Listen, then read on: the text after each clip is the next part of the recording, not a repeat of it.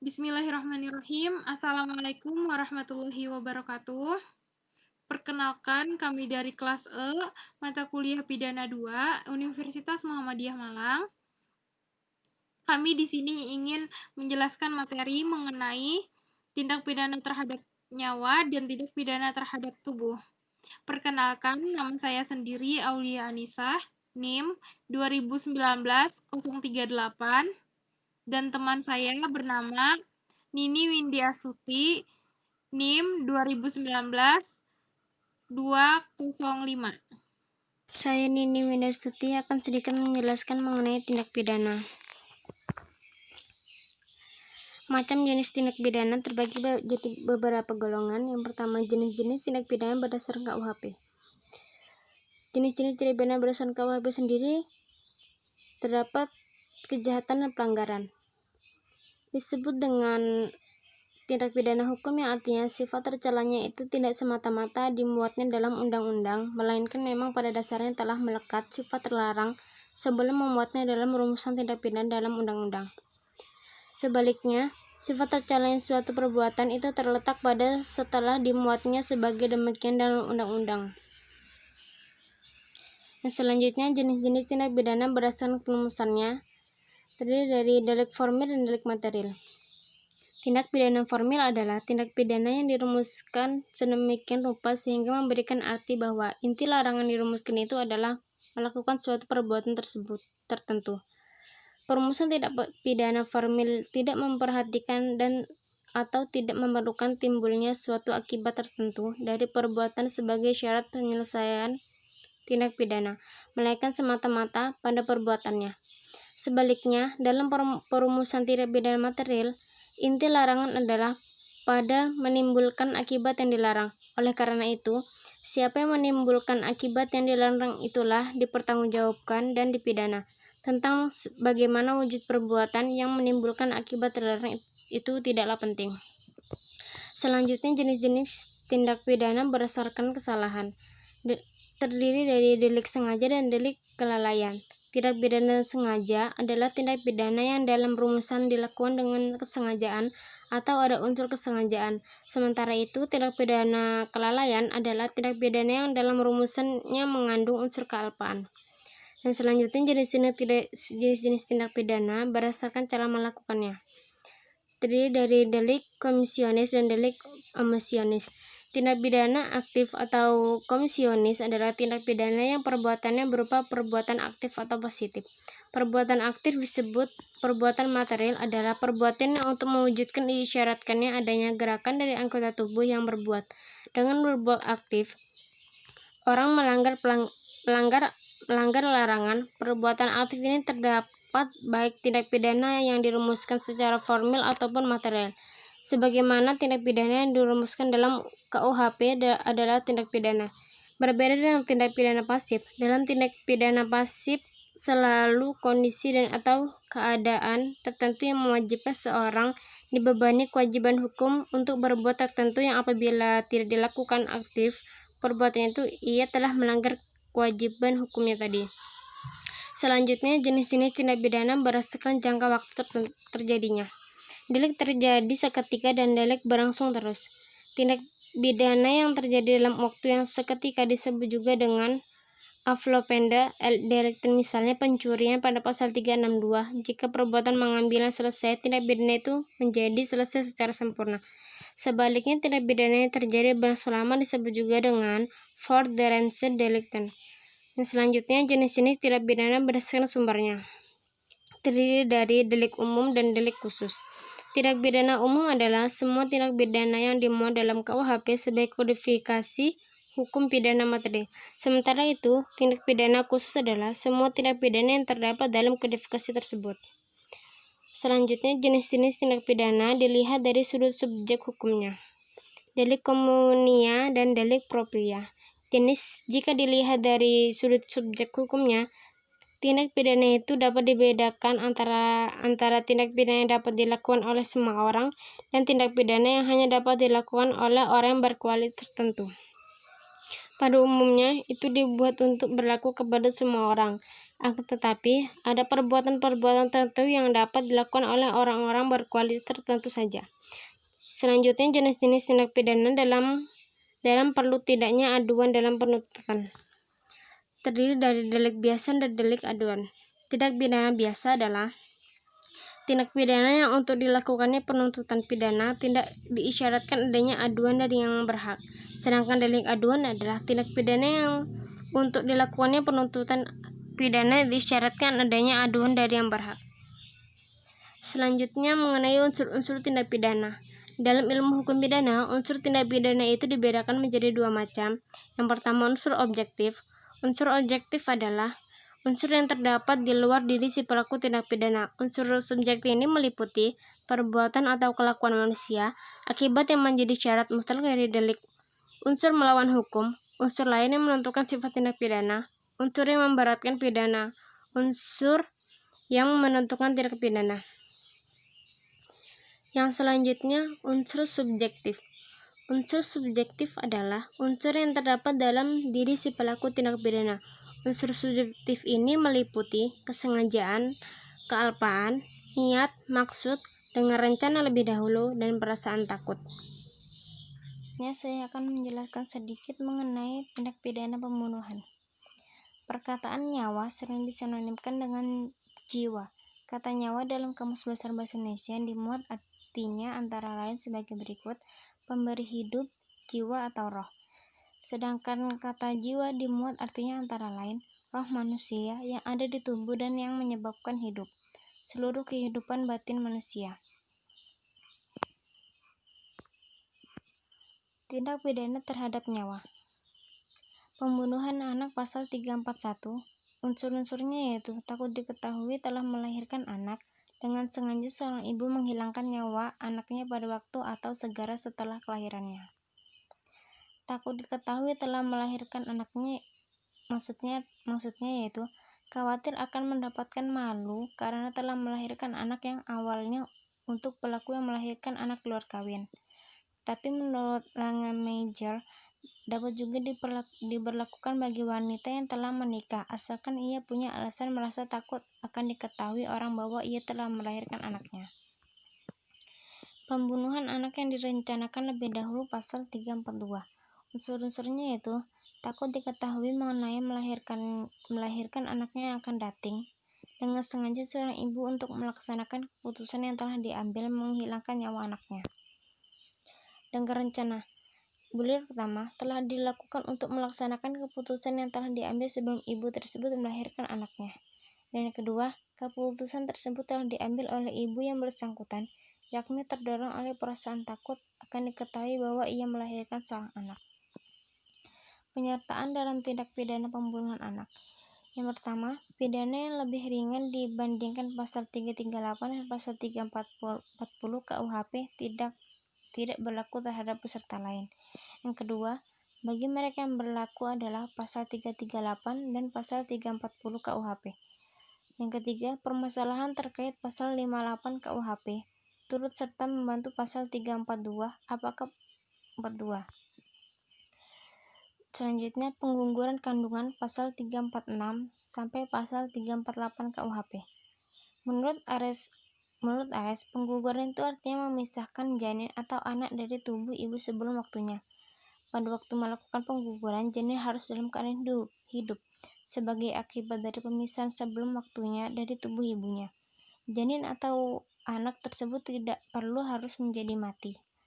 Kejahatan pengguguran kandungan dipandang telah selesai dilakukan, yakni segera setelah janin atau anak yang berada dalam kandungan ibu berhasil dipisahkan sebelum waktunya dari tubuh ibu, baik dalam keadaan hidup maupun dalam keadaan mati. Undang-undang tidak memperhatikan apakah janin atau anak yang hidup dalam kandungan ibu itu tumbuh dengan sempurna atau tidak. Selanjutnya, jenis-jenis pengguguran kandungan. Menurut KUHP, pasal 346 KUHP, seorang perempuan yang menggugurkan kandungannya.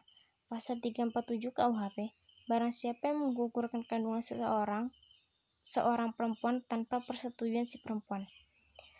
Pasal 348 KUHP, barang siapa yang menggugurkan kandungan seorang perempuan dengan persetujuan si perempuan. Pasal 349 KUHP, tabib, dukun, juru obat yang melakukan atau membantu melakukan pengguguran kandungan akan ditindak pidana. Meski demikian, aborsi tetap banyak dilakukan dengan alasan menyelamatkan nyawa ibu, alasan kesehatan fisik, alasan kesehatan psikis atau jiwa, perkosaan atau incest, dugaan lahir cacat, alasan ekonomi dan sosial, atas permintaan, dan lain sebagainya. Contoh kasusnya itu seorang perempuan yang menghabisi nyawa bayinya sendiri di rumah pacarnya. Perempuan dengan inisial MR divonis 3 tahun bui. Iya, di sini saya ingin menjelaskan kejahatan terhadap tubuh. Nama saya Aulianisah, NIM 2019-038. Sebelum kita membahas lebih lanjut tentang penganiayaan, saya di sini ingin menjelaskan sedikit sebagaimana ternyata dalam pasal penganiayaan di atas undang-undang tidak memberikan perumusan atau tidak memberikan pengertian apa sih itu penganiayaan. Nah, menurut jurisprudensi pengadilan, yang dinamakan penganiayaan adalah menyebabkan perasaan tidak enak, menyebabkan rasa sakit, atau menyebabkan luka. Semuanya itu harus dilakukan dengan sengaja dan tanpa maksud yang patut atau melewati batas yang diizinkan. Macam-macam jenis penganiayaan di sini. Yang pertama, penganiayaan ringan terdapat pada pasal 352 KUHP. Penganiayaan biasa terdapat di pasal 351 KUHP. Penganiayaan biasa yang direncanakan lebih dahulu terdapat di pasal 353 KUHP. Penganiayaan berat terdapat di pasal 354 KUHP. Dan penganiayaan berat dengan direncanakan lebih dahulu terdapat di dalam pasal 355 KUHP. Kejahatan terhadap tubuh di sini terdapat 5 pasal yang telah saya jelaskan tadi. Nah, pasal tambahan itu ada di pasal 356 dan pasal 358 serta pasal 360. Nanti saya akan menjelaskan lebih rinci mengenai pasal-pasal tersebut. Kita lanjut. Penganiayaan biasa terdapat di pasal 351 KUHP. Di dalam pasal 351 KUHP ada 2 perbuatan yang dilarang, yaitu setiap perbuatan yang mengakibatkan luka-luka atau rasa sakit, luka-luka berat, atau mati yang terdapat di ayat 1, 2, dan 3. Yang kedua, disamakan dengan orang menganiaya adalah setiap perbuatan dengan sengaja merusak kesehatan orang lain terdapat di ayat 4. Dan yang di ayat 5 yaitu percobaan penganiayaan. Percobaan penganiayaan ini tidak dapat dipidana karena masih hanya percobaan. Kita lanjut, yaitu unsur penganiayaan biasa yang terdapat di pasal 351 KUHP tadi. Unsur yang pertama, unsur subjektif atau unsur kesalahan itu yaitu dengan kesengajaan dan menimbulkan rasa sakit atau luka. Yang kedua, unsur objektif, adanya perbuatan dan adanya akibat perbuatan. Akibat perbuatan itu tuh dengan rasa sakit pada tubuh dan luka pada tubuh. Kita lanjut. Penganiayaan ringan yang terdapat di pasal 352 KUHP. Nah, penganiayaan ringan di sini tuh ini salah satu isi penganiayaan ringan yang intinya faktor pemberat 1/3 dari pidana yang diancam tergantung dengan kualitas korban dalam hubungan dengan petindak. Nanti akan saya jelaskan lebih lanjut mengenai pasal 353 dan juga pasal 356. Unsur penganiayaan ringan yang terdapat di pasal 352 KUHP yang bukan berupa penganiayaan biasa, bukan penganiayaan yang dilakukan terhadap bapak atau ibu yang sah, istri atau anaknya, terdapat pegawai negeri yang sedang dan atau karena menjalankan tugasnya yang sah dengan memasukkan bahan berbahaya bagi nyawa atau kesehatan untuk dimakan atau diminum, tidak menimbulkan penyakit atau halangan untuk menjalankan pekerjaan, jabatan, dan pencaharian. Selanjutnya penganiayaan berencana yang terdapat di pasal 353 KUHP ada 3 macam. Yang pertama penganiayaan berencana, biasa atau tidak berakibat luka berat. Yang kedua penganiayaan berencana berakibat luka berat. Yang ketiga penganiayaan berencana berakibat kematian. Unsurnya sama saja dengan penganiayaan berencana. Dengan penganiayaan biasa, tetapi di sini ditambahi dengan unsur rencana gitu. Selanjutnya penganiayaan berat yang terdapat di pasal 354 KUHP. Penganiayaan berat biasa terdapat di ayat 1. Penganiayaan berat menimbulkan kematian terdapat di ayat 2. Unsur penganiayaan berat pasal 354 yaitu unsur objektifnya merupakan kesengajaan, unsur subjektifnya merupakan kesengajaan, dan unsur objektifnya merupakan perbuatan melukai berat, objeknya tubuh orang lain, dan akibatnya luka berat. Penganiayaan berat berencana di dalam pasal 355 KUHP. Kesengajaan hanya ditujukan pada timbulnya luka berat dan berencana di ayat 1. Kesengajaan tidak ditujukan pada kematian korban. Unsurnya sama saja dengan penganiayaan berat, tetapi ditambah dengan unsur rencana. Selanjutnya mengenai pasal 356, yaitu terhadap orang-orang yang berkualitas. Jadi di dalam 4 pasal ini pidananya dapat ditambah sepertiganya jika penganiayaan 4 pasal tersebut dilakukan terhadap ibu, bapak, istri, maupun anak. Yang kedua, jika pejabat yang sedang melakukan tugasnya dan dengan memberikan bahan yang berbahaya untuk kesehatan. Lanjut, turut serta dalam penyerangan dan perkelahian. Nah, dimaksudkan turut serta dalam penyerangan dan perkelahian di pasal 358 itu mereka yang dengan sengaja turut serta dalam penyerangan dan perkelahian, di mana yang terlibat beberapa orang di sini. Nah, jadi masing-masing itu bertanggung jawab atas apa yang dilakukannya, dan di sini contoh-contoh pidananya, misalnya jika dengan pidana penjara 2 tahun 8 bulan jika akibat penyerangan atau perkelahian itu ada luka berat, dan 4 tahun jika akibatnya ada yang mati. Kemudian unsur turut serta dalam penyerangan dan perkelahian itu unsurnya yaitu objektif dengan sengaja,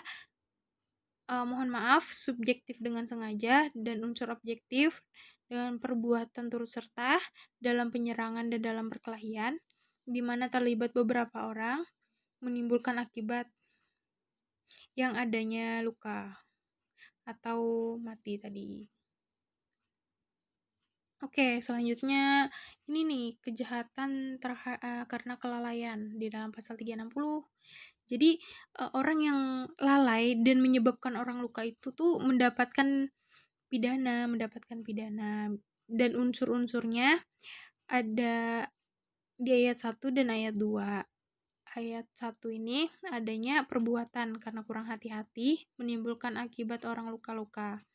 Nah, ayat 2-nya adanya perbuatan karena kurang hati-hati dan menimbulkan akibat luka yang menimbulkan penyakit atau halangan menjalankan pekerjaan atau pencarian selama waktu tertentu, begitu. Nah, saya di sini mengambil contoh kasus Chris Hatta yang dituntut 10 bulan penjara terkait kasus penganiayaan. Jadi kasusnya tuh, saya sedikit cerita ya. Kasusnya tuh bermula pada 7 April ketika Chris Hatta bersama pacarnya, Rehali Alia, mendatangi sebuah klub malam di daerah Jakarta Selatan. Nah, sekitar pukul 1 WIB, kedatangannya untuk menemui temannya yang bernama Amanda. mohon maaf, maksudnya yang bernama Amanda. Kemudian Anthony datang bersama temannya juga ke klub malam yang sama itu pada pukul 2 WIB. Sesampai di klub malam tersebut, Anthony mendatangi meja VIP yang di situ terdapat terdakwa, yaitu Chris Hatta, bersama Alia dan Manda. Sesampai di meja tersebut, tiba-tiba teman Anthony langsung memegang pundak Alia, mengajak untuk berkenalan. Melihat hal tersebut, Chris Hatta tidak senang dan mendorong teman Anthony. Menyaksikan tindakan Anthony, Chris Hatta merasa terancam karena awalnya dia memegang gelas di sebelah kanan, kemudian memindahkannya ke sebelah kiri. Setelah itu, terdakwa langsung memukul Anthony menggunakan tangan kanan yang diarahkan ke mukanya 1 kali. Akibat pemukulan tersebut, Anthony mengalami rasa sakit hingga mengeluarkan darah. Dari hasil visum Anthony ditemukan pergeseran pada sekat rongga hidung memar serta pembekakan dan nyeri pada hidung akibat kekerasan benda tumpul. Dalam kasus ini, Chris Hatta didakwa melakukan penganiayaan terhadap Anthony. Jaksa memaparkan Chris Hatta terbukti bersalah melakukan tindak pidana penganiayaan sebagaimana diatur di Ancam pasal 351 ayat 1 KUHP, sehingga Chris Hatta dituntut 10 bulan penjara. Adapun pertimbangan jaksa yaitu hal yang memberatkan perbuatan terdakwa yang mengakibatkan saksi Anthony sakit. Sementara hal yang meringankan terdakwa berlaku sopan, mengakui, menyesali perbuatannya, serta antara terdakwa dan saksi Anthony sudah ada perdamaian. Mungkin sekian presentasi dari kami. Jika ada salah, kami memohon maaf. Terima kasih semuanya. Jangan lupa like, subscribe, dan juga komen. Wassalamualaikum warahmatullahi wabarakatuh.